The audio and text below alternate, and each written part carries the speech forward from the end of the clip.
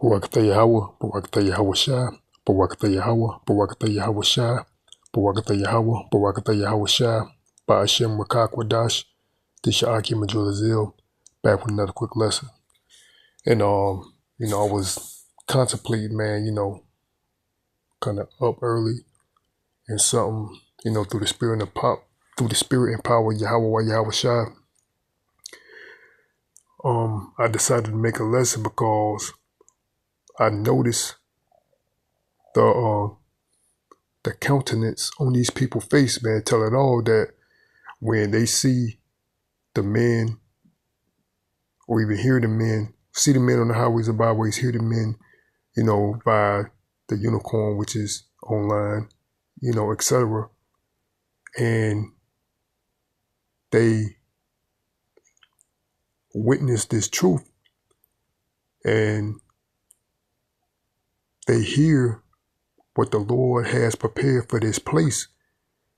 They perceive that, oh, this is something that you wish that society, or you wish that the direction of society is going, that this is something that you interpret that the Bible says. This is your own ideology, which people tend to believe that, oh, this is, you are a cult or etc., in which has a cult doesn't mean nothing more than culture, man. But nowadays it has a negative stigma of that word cult. But that word cult originates from, well, actually, Salaki, the word culture originates from the word cult. And that's all it means, a culture, a way of life, man. But today, that term cult has a negative stigma attached to it by the ignorance of these people. But nonetheless, when the true men of Yahweh Shai, Lord willing, I'm part of that number, or when these individuals here in Babylon the Great, aka America, hear the truths, they say is, oh, like when we, for instance, we prophesied that this place, Babylon the Great, is going to be destroyed. They said, oh, that's, you could see the countenance on these people's face, like, oh, that's just what you wish, or that's what you think, or that's your own interpretation, which the scripture says that, the word is of no private interpretation, roughly paraphrasing. But no, these are the purposes of Yahweh Shai. And I said, man, let me ask Chat GPT, which is something that the elder teacher's going to, and I just, decided to put this in, like, where did this ideology of origin of Make-A-Wish, because that's what people say, oh man, that's what you wish. And where did this term come from? So I put it in Chat GPT, and this is their answer, or this is its answer. The phrase Make-A-Wish comes from the ancient folk belief about luck, faith, and moments of supernatural opportunities, not from a single author or modern source. Its origin is cultural and mythological, stretching back thousands of years. So my point is what? It's mythological, man. It says, here's the clear lineage. It says, 1, ancient origins, stars and omens, ancient Greece and Rome. So these is Edomites interpretations, man. It says ancient Greece and Rome. It says people believe shooting stars were signs that the gods were watching. The phrase trace to the beliefs, or the phrase trace to the belief that when the heavens opened, wishes could reach the gods. This led to the custom of making a wish upon a shooting star. This idea is recorded in classical writings and oral traditions. 2, fire and breath traditions. Candles, ancient Europe. Look, ancient Europe. Blowing out candles, blowing out candles was believed to send a wish upward with the smoke, breath, life force, wish carried to higher powers. Early forms of birthday rituals began in ancient Greece, later adopted in Europe. So what? Early forms of birthday rituals. So we know that word that term birthdays, that's why we teach, starting first and foremost, the elders, we teach that you shouldn't celebrate these holidays, which, if you study, they stem from paganistic rituals, including birthdays, man. That's what birthdays come from. They come from what? Early forms of birthday rituals. It's nothing more than a paganistic ritual, man. 3, whales, coins, and water spirits. It says Celtic and Germanic traditions. Edomites throwing coins into whales or springs was meant to appease spirits. Silent wishing was key. Speaking, it might break the magic. Many of these customs predate Christianity. So many of these customs predate what people consider Christianity, man. So these are paganistic holidays. It has nothing to do even with modern day Christianity, man. Look, it said many of these customs predate Christianity, man.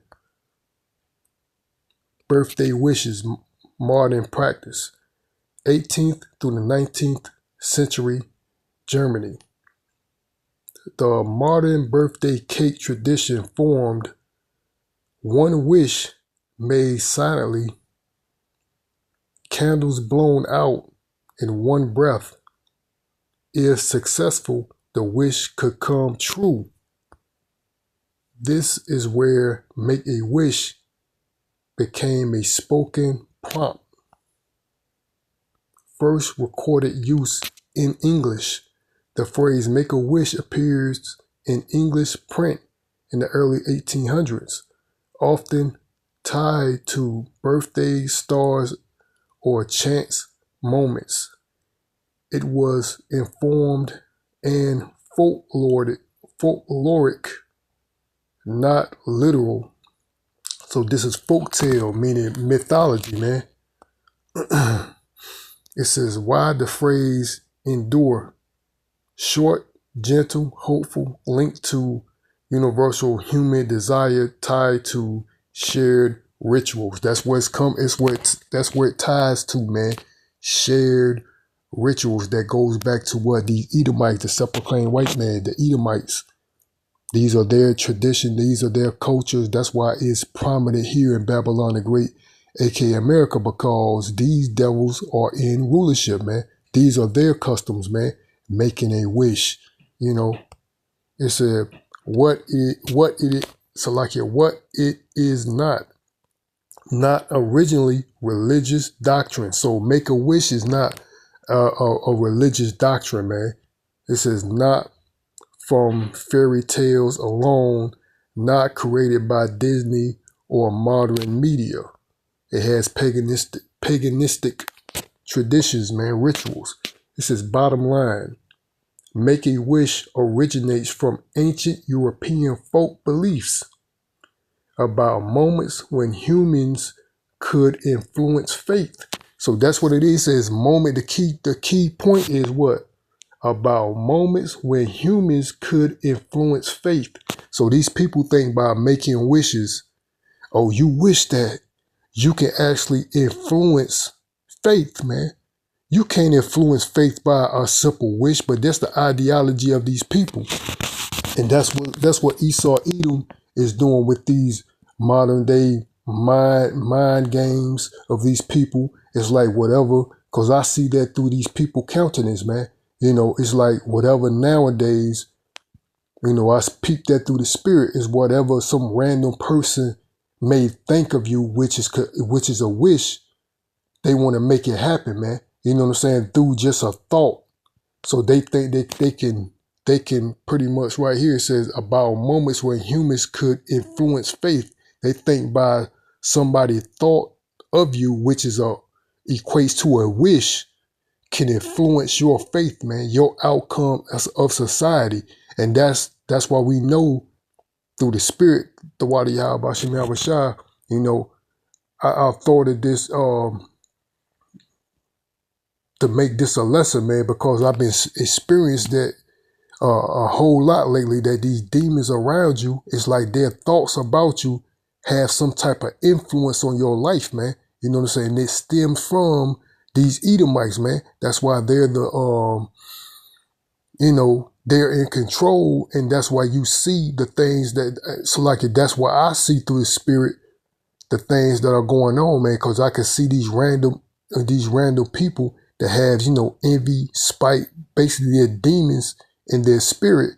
And it's like whatever their wish, which is a thought of you, they want to make it true, man. You know what I'm saying? If they look at you and they don't want you to feel, they don't want you to be successful at whatever you're trying to do, they just think of it making some wish in their head, and they think that can actually influence your life, man, based on a wish, which is witchcraft, man. That's where it stems from, man. Sorcery and witchcraft, man.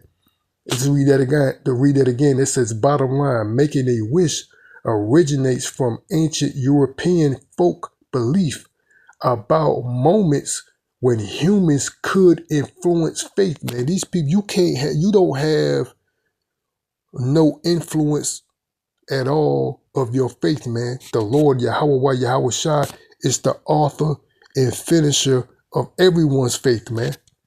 Let's continue on. It says, especially stars, fire, and water, and because standardized through birthday traditions in Europe, later spread globally. Let's read that again. That bottom line, it says, make a wish originates from ancient European folk belief about moments when humans could influence faith. These people, these humans here, these simple humans cannot control your faith, man. The Lord is the author and finisher of all of our faith, man. And I'm gonna go into a couple of precepts. Let's go to the book of Job right here. That y'all that had pulled up. It's the book of Job.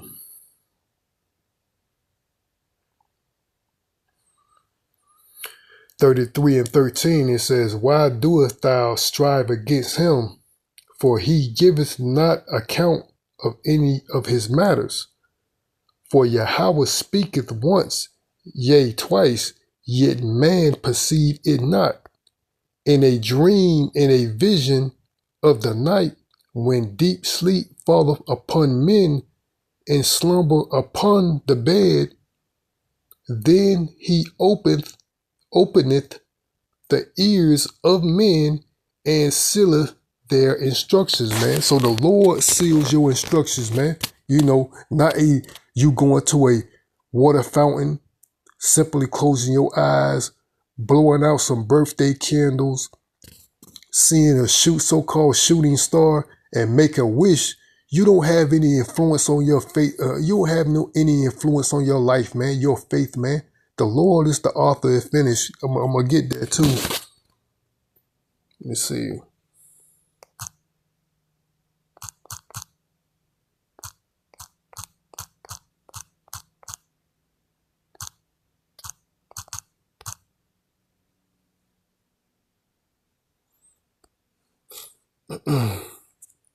This is the book of Hebrews 12 and 2. It says, looking unto Yahweh, the author and finisher of our faith, whom for the joy that was set before him endureth the cross, despising the shame and is set down at the right hand of the throne of Yahweh, man. Let's read the Amplified version. It says, looking away from all that you're looking away from all that will distract us and focusing our eyes on Yahweh, who is the author and perfecter of faith, the first incentive for our belief, and the one who brings our faith to maturity, who for the joy of accomplishing the goal set before him endureth the cross, disregarding the shame, and sat down at the right hand of the throne of Yahweh, revealing his deity, his authority, and the completion of his work, man. So the Lord, Yahweh Shai, is the author and finisher of our faith, man. Not no mere men by making a wish, but you can see on these devils, man, these demons' countenance, they whatever demonic thought that come in their head, because that's the time we're living in, man. Witchcraft, sorcery is at an all-time high. These devils, regardless of who it be, these two-thirds, these pale faces, etc., man. You know what I mean? These Edomites, etc., man. It's like whatever, because I can see it through the spirit. Because when they see you doing well, these devils, they wish the opposite about you, man. For the most part, the evil thoughts come in their mind, because they like to compare their situations as if you don't have your own struggles. You don't fight your own demons, man. They want to act like they want to act like I'm the Edomite and I'm the one that's getting privileges from Edomite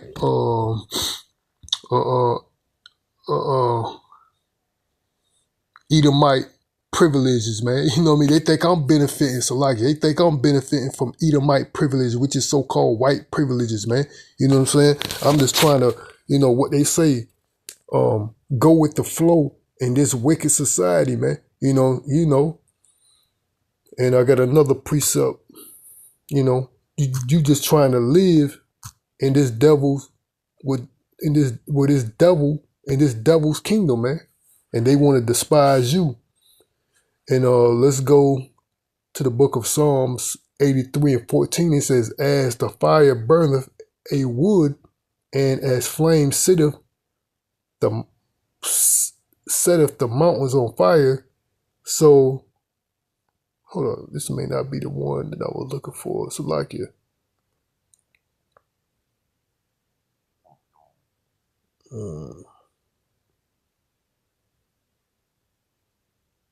Salakia, it's at 18. Salakia, Psalms 83:18, it says, that men may know that thou, whose name alone is Yahweh, art the most high over all the earth, man. So the Lord is the most high of all the earth, man. So the Lord controls everything in the earth and beyond, man. Not no mere men. Salakia, I went off, not really going off, but I meant to start with this precept. Let's read that again. This is the book of Psalms 83:18. It says, that men may know that thou, whose name alone is Yahweh, art the most high over all the earth, man. So the Lord rules. This is another precept that I want to get right here. The Lord rules in the kingdom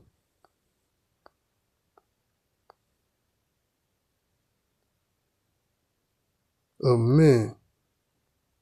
So like it, let me see, is it two?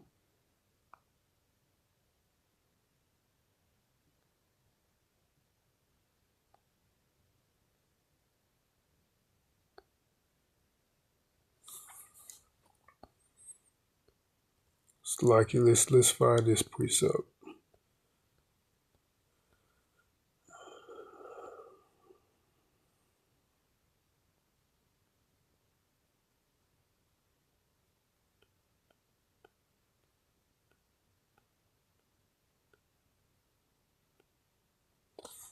It's in the book of Daniel here somewhere. So I just looked it up. Here it is, Salakia, the water Yahweh Shem Yahweh. This is the book of Daniel 4:17. It says, "This matter is by the decree of the watchers, man." Meaning the Lord's prophets, man.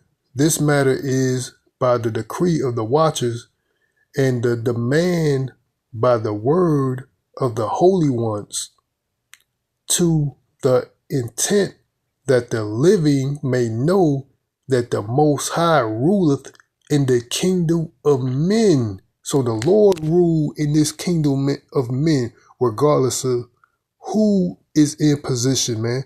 These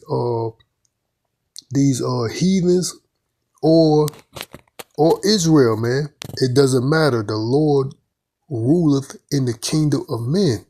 Continuing on, and giveth it to whosoever he will, and sitteth up over it the basis of men. That's why we're in a situation right here. The Lord giveth rulership to whoever he will, man, and setteth up it the basis of men. That's why who's in rulership right now? Esau, Edom, man. The basis of men. It talks about that in the book of Job, man.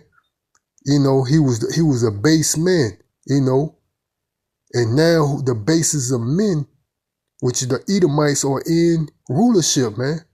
They are fouler than the earth, man. You know, but these devils are in rulership, and the reason why is all through the spirit and power of Yahweh Shai, man. The Lord ruleth in the kingdom of men, not a mere wish, not a mere thought, not these people ideology or their perception, but they want to portray that because the Lord giveth, or the Lord gave these devils their portion of rule.